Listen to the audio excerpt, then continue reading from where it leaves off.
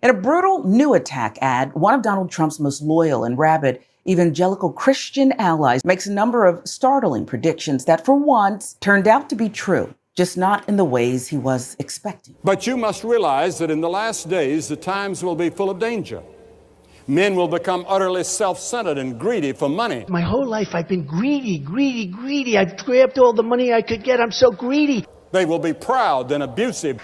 You've called women you don't like fat pigs, dogs, slobs, and disgusting animals. They will be treacherous, reckless, and arrogant. I am the chosen one.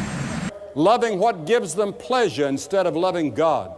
You know, I'm automatically attracted to beautiful. I just start kissing them. It's like a magnet. Who would have thought that a Bible verse from the book of Timothy, of all places, describing the end of the world would so accurately describe everything that makes Donald Trump the awful person he is? Selfish, greedy, arrogant, abusive toward others. He is devoid of empathy and compassion, a lifelong con man and scammer, reckless with his words and actions, all while putting on the facade of being a God-fearing good Christian. Bible verse explicitly tells readers to avoid people like Trump at all costs, but picking and choosing which parts of Christianity are worth following and which parts are worth ignoring, well, that's a staple of MAGA and the broader evangelical movement. I think there's an evil force taking over our country, our world. It's written in the Bible that in the last days this is supposed to happen. So we have to armor ourselves with the armor of Christ, I want to say, and be prepared. We can't do this without Jesus. And this is to be expected. There is certainly an evil force. Right. If you're a true Christian, you can't vote Democratic. It's not Democratic versus Republican anymore. It's good versus evil, in my opinion. And in Indiana, specifically, I see if you look at the Republican ticket versus the Democrat ticket, it's strength and godly boldness versus just, I would say, the Jezebel spirit. And that's what we're seeing in a lot of these things that are taking place. A lot of the ideology and a lot of the policies and so forth are ultimately about control, which is the spirit of witchcraft, as we know, which that's what Jezebel operated in. Reducing politics to a simple binary of good versus evil is precisely why the Republican Party has gone all in on linking religion and politics together. If you can convince enough believers that the opposition party is full of godless degenerates, embodying and acting out the wishes of Satan, like the MAGA Republicans have done to the Democrats, well, it becomes infinitely easier for said Republicans to keep their base blinded from the fact that they're picking their pockets and using them to enrich themselves further. I, like many of the organizers of this event, believe that this is a critical moment for us. Not just the ordinary rank and file supporters of the Trump and MAGA movement, although to you, of course, I am open-hearted and full of deep and Christian love. Voluntary unity, not imposed top-down unity, Lord.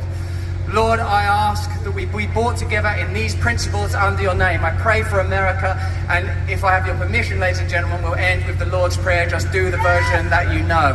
What more proof do you need than seeing Jordan Peterson, a devout bigot who spreads unrestricted hate against the LGBTQ plus community, women, and anyone who isn't Christian, alongside disgraced actor Russell Brand, who has far too many scandals to go through in one video, wielding their so-called faith as a tool to launder their disgusting worldview while opening up a new revenue stream in the process. Because the left and the liberals are saying we're taking it all away doesn't mean you're getting away with it, people.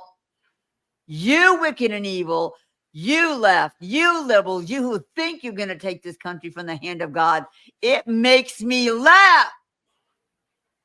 He holds the very air you breathe. And you think you're going to fool him and hide from him? He knows where every one of you are. This country belongs to him. We need to win. We need to wield power righteously. The Christian mantra, as it comes to power, is not to forsake power, but to rule righteously. It's not to forsake rule, but to rule righteously. And so in that, I said, I want to win. I want Christians to have power, and with that power, I want it to be wielded righteously. What does that mean? It means crushing our enemies and rewarding our friends. Did you know that the Bible tells you exactly who to vote for? The Bible tells you exactly who to vote for. And we spent months calculating and creating, meeting with experts, something that we felt like could take Christians and put them in a place of influence. Just imagine, it's election night. Chaos is happening. The polls are closing. They go and the volunteers are getting kicked out. But what if we had Christians across America in swing states like Wisconsin that were actually the ones counting the votes and making sure it was happening? Looking at the final clips, they share a common thread, the blending of Christian nationalism and political power. Each figure we just saw is part of a movement that weaponizes religion to push a divisive, exclusionary agenda. Christian nationalism isn't about faith or morality, it's about power. This conflation of politics and religion, where loyalty to God is replaced by loyalty to a political leader, is dangerous. It divides the country, it puts democracy at risk, and it replaces critical thinking with blind allegiance. And in the end, it does a disservice to both our faith communities and our political system.